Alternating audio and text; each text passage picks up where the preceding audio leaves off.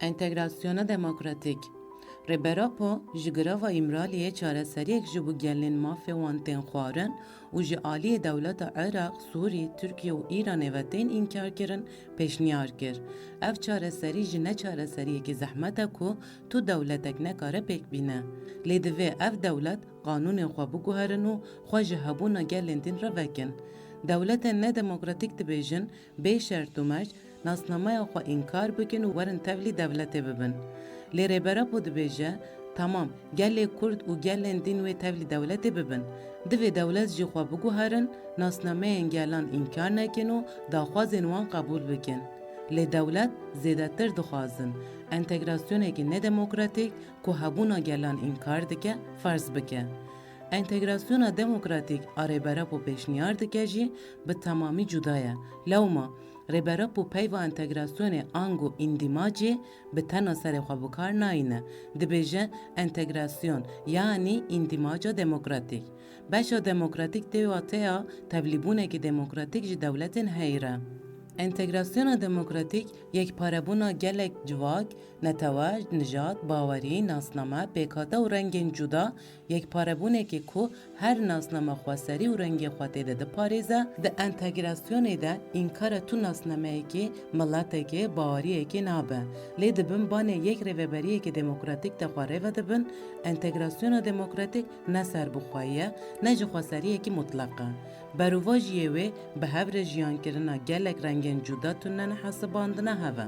Her ferdek dibe hem hemwelatiya azad ê wê dewletê, ev dewlet jî nabe yek ol, yek milet, yek zayent esas bigire. Divê xwedî aqilekî demokratik be ku her kesê hemmêz bike.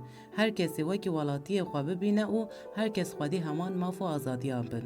Rêbera û dibêje divê her gelek bi xwe xwe rêve bibe.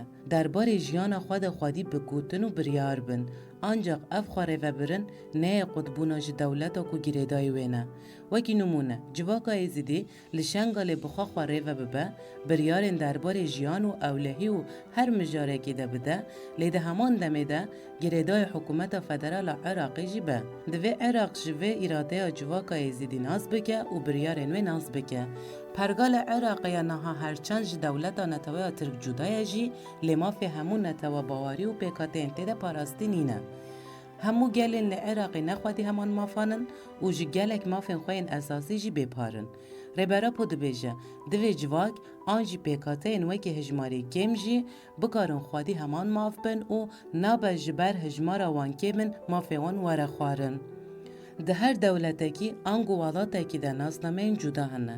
Lê ji ber dewlet nedemokratîkin, tenê yek nasname li ser her kesî ferz kirine.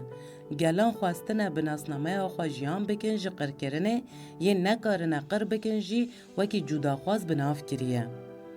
Ji ber vîya dewletek nedemokratik bi tena serê xwe ne ku piskirêkên civakan çareser dike, timî dibe piskirêk ji civakan re çê dike.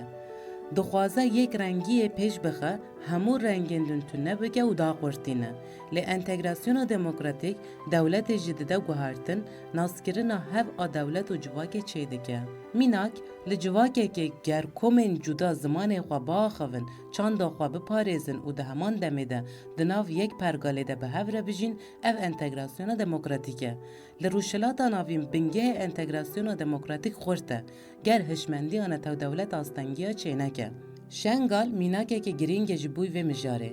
Di sala 2014 de êrişa Daişê li dijî Êzidiyan trajediyek mezin çêkir. Gelek kes hatin kuştin, jin hatin revandin û civak ji hebûna xwe dûr kir. Piştî vê li Şengalê gel xwekomî serhev kir û dest bi xwerêxistinkirinê kir, meclîs hatin avakirin, hêzên parastinê çêbûn û bi taybetî jin rolekî girîng lîstin.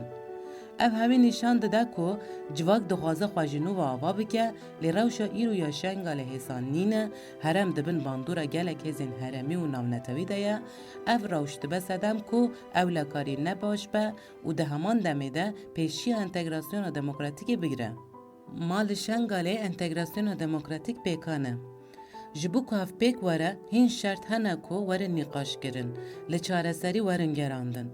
Naskirina îradeya gelê heremê divê gelê Êzidî xwe bi xwe rêve bibe, ne ku ji der ve model jî re were dîzaynkirin. قبول کردن جور به جوری یک اساس انتگراسیون دموکراتیکه.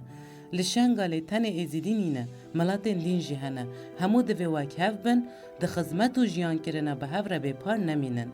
اولاکاری و خواه جبر بویر و ایریشن کبونه دوی گل خواه بپارزه لی او نه دوی هر تشت ببه عسکری دوی اولاکاری جبره آجواکی به کنترول کرن.